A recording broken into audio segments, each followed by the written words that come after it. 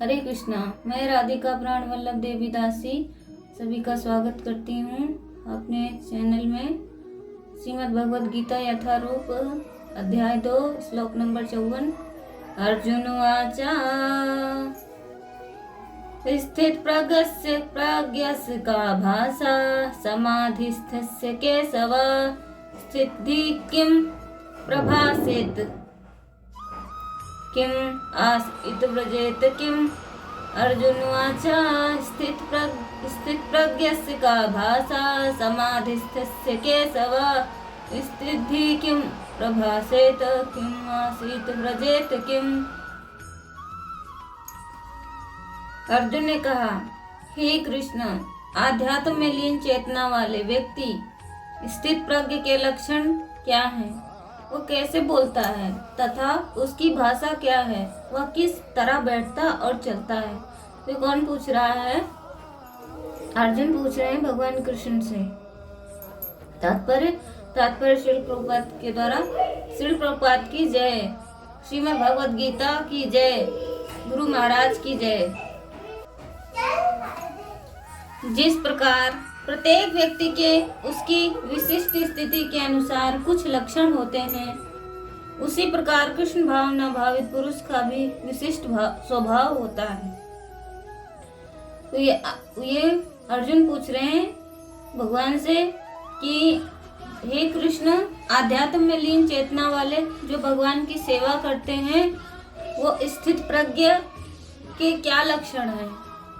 वो कैसे बोलता है और वो उसकी भाषा क्या है? वह किस प्रकार तरह बैठता और चलता है?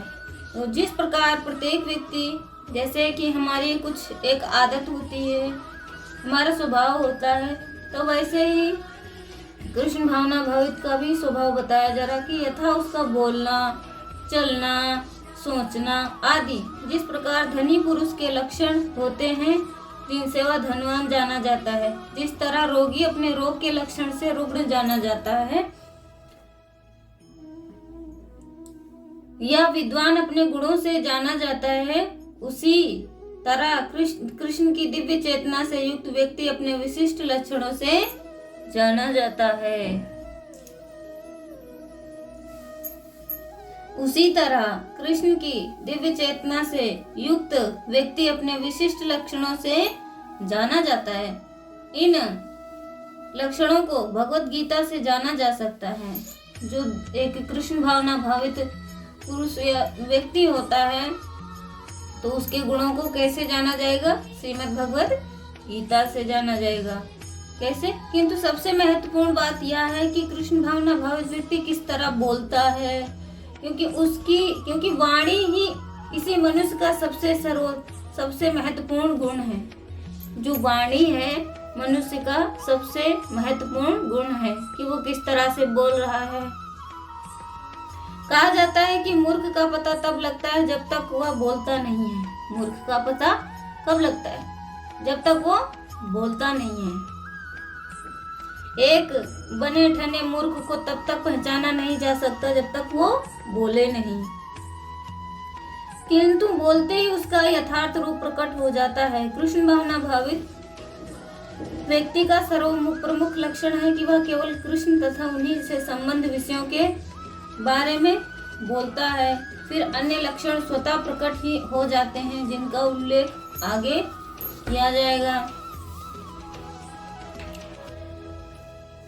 अर्जुन के स्थित प्रज्ञ के विषय में जो प्रश्न किया है, इन प्रश्नों के पहले अर्जुन के मन में कर्म और बुद्धि को लेकर शंका पैदा हुई थी, परंतु भगवान ने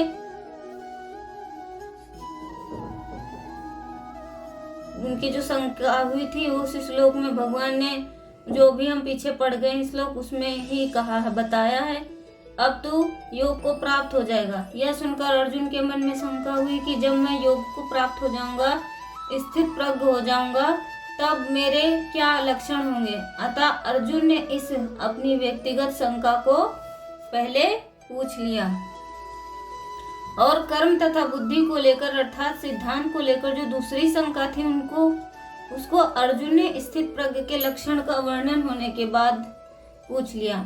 अगर अर्जुन सिद्धांत का प्रश्न यहाँ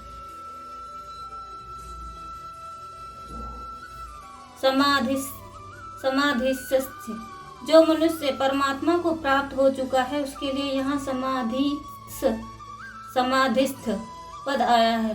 स्थित प्रज्ञ यहाँ पद साधक और दोनों वाचक है, जिसका विचार दृढ़, जो साधन से कभी विचलित नहीं होता, जो अपने कर्तव्यों से कर्म से कभी विचलित नहीं होता है और परमात्मा तत्व का अनुभव होने से उसकी बुद्धि स्थिर हो चुकी है, ऐसे सिद्धि भी स्थित है प्रज्ञ है। अतः यहाँ स्थित प्रज्ञ शब्द से साधक और सिद्धि दोनों के लिए पहले यहाँ शंका होती है कि अर्जुन ने समाधिस्थ से पद से स्थित प्रज्ञ बात ही पूछी थी, पर भगवान ने स्थित प्रज्ञ के लक्षण साधकों की बातें क्यों कही। इसका समाधान है कि ज्ञान योगी साधक की तो प्रायः साधन अवस्था में ही कर्मों से उत्प्रेरित हो जाती है, सिद्ध अवस्थाओं में वह कर्मों से विशेष उपराम हो जाता है।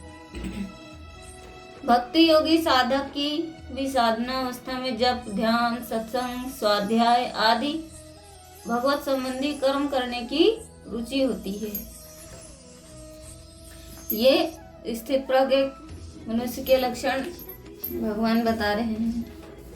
कह रहे हैं कि जिसकी सिद्धि अवस्थाओं में, इसमें साधन अवस्था, जप, ध्यान, सत्संग, स्वाध्याय आदि भगवत संबंधी कर्म करने की रुचि की होती है और इनकी बहुलता भी होती है। सिद्ध अवस्था में भगवत संबंधी कर्म विशेषता से होते हैं।